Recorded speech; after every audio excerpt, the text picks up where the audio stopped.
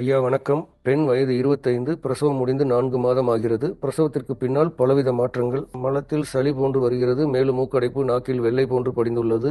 இதற்கு காரணம் என்னவென்று தெரியவில்லை. கிருமியின் பாதிப்பாக இருக்குமோ என்று ஆயுர்வேத மருத்துவர் கூறுகிறார். நான் இப்பொழுது தீமை விளைவிக்கும் கிருமிகளை ஒழித்து நன்மை விளைவிக்கும் கிருமிகளை எப்படி அதிகப்படுத்துவது? 4 மாத குழந்தைக்கு தாய்ப்பால் கொடுத்து வருகிறேன். எனக்கு இருக்கும் இந்த பிரச்சனையினால் சரியான ஊட்டச்சத்து எடுக்க முடியவில்லை.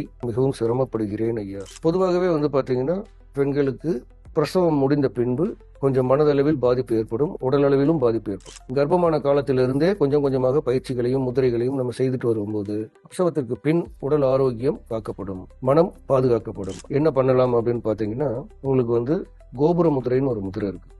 சரின்ட்டு பாருங்க, இந்த மாதிரி இருக்கும். இதை அப்படியே நெஞ்சு பகுதியில் இப்படி வச்சுக்கோங்க. இதை ஒரு அரை மணி நேரம் விடாமல் செய்யுங்கள். அடுத்தது பார்த்தீங்கன்னா, யோனி முதிரை செய்யுங்கள். சரியா? அடுத்தது கிளிமூக்கு முதிரை செய்யுங்கள். இப்படி வச்சீங்கன்னா இது கிளிமூக்கு முதிரை. இந்த 3 முதிரைகளையும் ஒவ்வொரு முதிரையும் அரை மணி நேரம் செய்து வாருங்கள்.